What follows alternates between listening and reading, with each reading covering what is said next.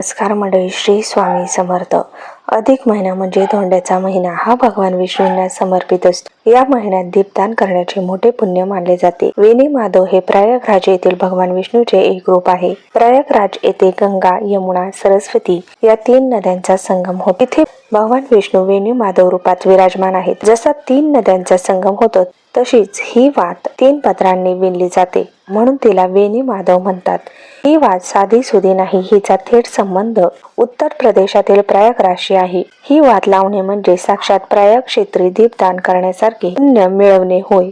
वेणी माधव वात ही प्रामुख्याने कापसाच्या विणलेल्या धाग्यापासून तयार केली जाते, जी दिसायला वेणीसारखी असते. वेणी माधव वात 33 धाग्यांपासून बनवली जाते. हे 33 धागे म्हणजे आपल्या 33 कोटी देवतांचे प्रतीक आहेत. जेव्हा आपण ही वात प्रज्वलित करतो तेव्हा त्यातून मिळणारी ऊर्जा घरातील नकारात्मकता नष्ट करून सुख, समृद्धी आणि लक्ष्मीचे आगमन घडवते. असे मानले जाते की त्रिवेणी संगमावर स्नान केल्याने जे पुण्य मिळते ते पुण्य या वातीमुळे घरी मिळते. भगवान वेणी माधव यांना प्रयागराजचे क्षेत्रफळ म्हणजे रक्षक मानले जाते. अधिक मासात ही वात लावल्याने मिळणारे पुण्य हे सामान्य दिवसांच्या तुलनेत अनंत पटीने जास्त असते.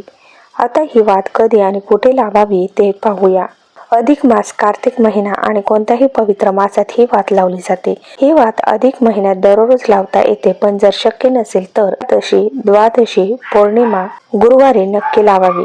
सकाळी ब्रह्म मुहूर्तावर किंवा संध्याकाळी प्रदोषकाळी ही वात प्रज्वलित करावी. आता ही वात कोठे आणि कोणत्या देवासमोर लावावी हे पाहूया. श्री विष्णू, राधाकृष्ण, लक्ष्मी नारायण तुळशी समोर लावतात. वातीचे तोंड नेहमी उत्तर पूर्व दिशेला असावे हे लक्षात ठेवा. की ही वात मोठी असते, म्हणून ती छोटी मोठ्या निरांजनात न लावता मोठ्या मातीच्या दिव्यामध्ये किंवा मोठ्या निरांजनात लावावी. दिवा नेहमी स्वच्छ आणि पवित्र ठिकाणी असावा. वात लावण्यापूर्वी ती गाईच्या शुद्ध तुपात पूर्णपणे भिजवून घ्यावी. दिवा खाली जमिनीवर न ठेवता त्यावर अक्षदा फुलांचे आसन ठेवावे. दिवा लावताना मन शांत ठेवून ओम वेणी माधवाय नमः किंवा ओम नमो भगवते वासुदेवाय या मंत्राचा जप करावा. यामुळे लक्ष्मी स्थिर राहते, घरातील वास्तुदोष दूर होतात. तुम्ही 24 तासांचा अखंड दीप लावून वात लावू शकता. वेणी माधव वात लावण्याचे खूप फायदे आहेत.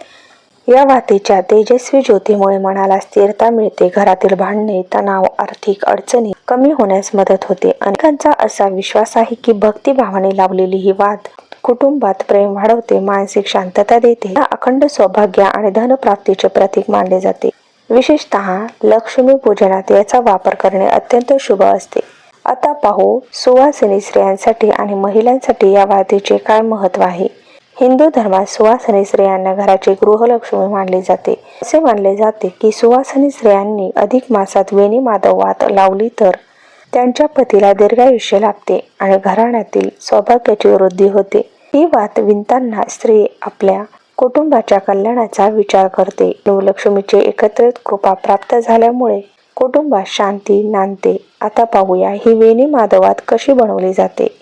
प्रथम स्वच्छ कापूस घेऊन त्याचे 33 सुट्टे पदर किंवा 33 फुलवाती तयार करा. या धाग्यांचे 3 मुख्य गट करा, म्हणजे ब्रह्म, विष्णू, महेश यांचे प्रतीक या 3 पदराचे सुंदर वेणी विणा. विणताना मनात देवाचे नामस्मरण ठेवा. वेणी पूर्ण झाल्यावर दोन्ही टोकांना एकत्रित करून वातीला एक व्यवस्थित आकार द्या.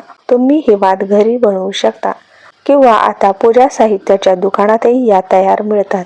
पण स्वतः बनवण्याचा आनंद आणि भक्ती वेगळीच असते. तर मंडळी, ही वात होती वेणी माधव वातीची संपूर्ण माहिती.